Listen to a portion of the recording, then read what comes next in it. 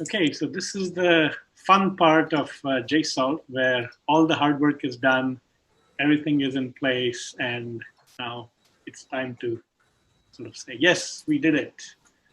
It's also a slightly sad time because this is when you start saying your goodbyes, but this time it's a little different. And so let me just say a few remarks in conclusion. Firstly, as I said, we got it done in spite of the spiky blob, in spite of all this pandemic and the related closures and so on.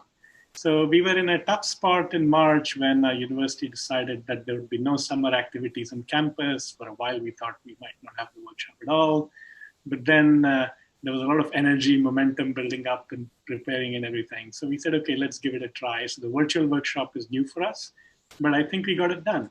And it exposed a few challenges. So it's there are a number of things. One is that when people work from their home institutions, their colleagues still have that expectation that they will keep doing day-to-day things. It's not like getting away from your home institution. That was a challenge. The other one was, even though we were collaborating virtually, different people are in different time zones. So that fluid interaction when you're sitting in one lab was a little difficult to achieve. And last but not the least, when you're confined to your house, which a lot of people were in the US, Europe, China, you have children at home, and normally you would have some arrangement to take care of the children, and you don't have that anymore. So a lot of people had to work around other family care situations.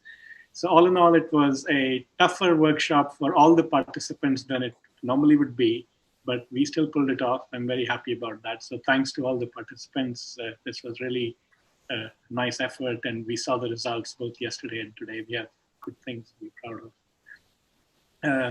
Next, specifically thanks to Alex and Joe. So they led this team. Normally we ask a lot of our team leaders anyway, because they have to be the chief logistics officers of their teams and make everything work. And as I said, their task was made much harder this year, but both Alex and Joe got everything done. They would respond to emails on time, get things done when I asked them or when Najim asked them and so on. So it was really good. Of course, they were all helped by their teammates, so I don't mean to minimize that. I know that Shinji helped Joe a lot and Marcus helped Alex a lot, but I'll thank them and in turn through them, the team members. The third thing that I wanted to add is that this is new for the virtual workshop format. What both the teams found is that meeting via Zoom and having this roughly sync up to catch up on things and all has actually been quite effective in sort of sustaining the collaboration, particularly as a lot of you who have been to JSALT before know, nothing really ends at the end of the workshop. You have to wrap up experiments, write papers, and often these collaborations continue, if not for years, at least months. But I've known collaborations that started at JSALT and are still going on 5 years later. So the teams felt that at least for the next couple of months, they will want to continue meeting roughly once a week. And you're welcome to join these virtual meetings. If those of you registered, you must have had a question during the registration. And if you answered yes, we will get in touch with you. And you can correspond with the team leaders to understand how you can contribute and be part of the team. Maybe you can give talks or just comment on people's work. It's between you and the team leaders. We'll try and facilitate that. And as Marcus and others just said, last but not the least, look for JSALT outputs, if you will. There will be papers at upcoming conferences. There will be software releases through GitHub and other avenues of that sort. I believe a special session is being planned at InterSpeech about some of the research done here. So keep an eye. Lots of good work will come out from this. So what you saw today was just sort of a snapshot of what is exciting at the end of 6-7 weeks, and more will follow. Next, nothing like this happens without some serious commitment of resources. So I should thank the JSALT sponsors. Alex already alluded to some of it. Thanks to Microsoft, both for some support to get our administrative work paid for, and also a big chunk of money. So XT Huang was a big supporter. Evelyn Viegas, by the way, has been supporting JSALT for many years. She's our champion in the university relations team there. And Arul Menezes and the Azure team. The Azure team contributed a big amount of in-kind support, both to do the computing and to use some of the cognitive services. For example, translating some of the dialogues from Spanish to English or English to Spanish, and doing named entity extraction and marking of abusive language and things like that. Thanks also to Amazon. Prem Natarajan was our champion this year, of course, with Rohit and Jimmy. And again, as Alex mentioned, the AWS team came along and provided us AWS credits, both for computing and to do some of the crowdsourced dialog evaluation, annotation, and so on. And Google has been a steadfast supporter of the workshop. Actually, now that I think of it, since 1998, I think. So it's been 20 some years. Fernando Pereira, Corina Cortez, these are our champions in the higher echelons of the company. They make sure that funds get allocated for this. But of course, what is interesting, and I learned this from Al Spector, who was, I think, at one point in charge of university relations at Google. It's really like the Mike Rileys, the Michel Bacchianis, Richard Sprode, Bhuvana. Basically, there are so many JSALT alumni in all these companies that Al said something like, if I don't fund your workshop, these guys will ask for my resignation. So we've really built up a good community here, and the workshop works really well thanks to these sponsors. And it's a give and take. Like, you know, they advise us on what might be good topics to work on, and then they come up and true to their word support and make it happen. So thanks to all the workshop sponsors. Another very important group to thank are the JSALT support staff. So Ruth Scally is sort of the chief operating officer, if you will, of the workshop, make sure everything gets done, reminds me of things. So back in January and February, when we didn't know that we would have this pandemic descend upon us, she was looking out for housing for the students. That looked okay, but then the housing for the senior people was a little bit tricky because the usual place that we had was not doing it anymore, and so on and so forth. And there are a million things that need to be taken care of. Yamis deals with all the finances, so she had to go back and forth with the Google. And finances are, like, you know, tricky in the sense that once the next year or Fernando approves or a Prem approves that the workshop should be funded, then the university relations people get involved, and then the purchasing departments get involved, and Yamis knows all these people. Big thanks to Vic. Vic is the person who sort of put up the JSALT website, created all the Zoom rooms for us, and posts all the seminar videos afterwards, and makes all sorts of communications happen with JSALT. So he's been tweeting, I believe. I'm not on Twitter, so I can't tell you firsthand what he's been doing, but I hear that things are being posted on Twitter and here and there, so that's that. And Lauren is the newest member of CLSP. She joined us at the beginning of the year, and she is learning from Ruth, and I think she will take over from Ruth in 5 years, and Ruth can lay back and do more easy things than crazy things like JSON. So Ruth, Lauren, Vic, if you're on, could you turn on your video cameras briefly and say hello to everybody? So that's Thanks, Ruth. Steve. That's Vic. And hey, everyone. And I don't think Yamis is on with us right now. No, Yamis is not, but if Lauren, you're on, yeah, okay. Anyway, thank you, guys. Yeah, thank you. Great workshop, guys. Well done, everybody. Yeah. And next up, what do we do next?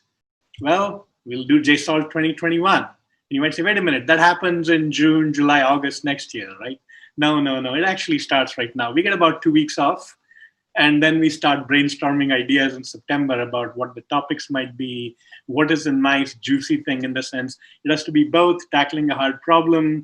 Things must have happened in the recent past that make us think that if we put together the right team, then we can crack that problem open, get people interested. So based on that, we put out a call for proposals. We recruit people saying, hey, that's a good idea. Why don't you try and help us put together a team to work on it?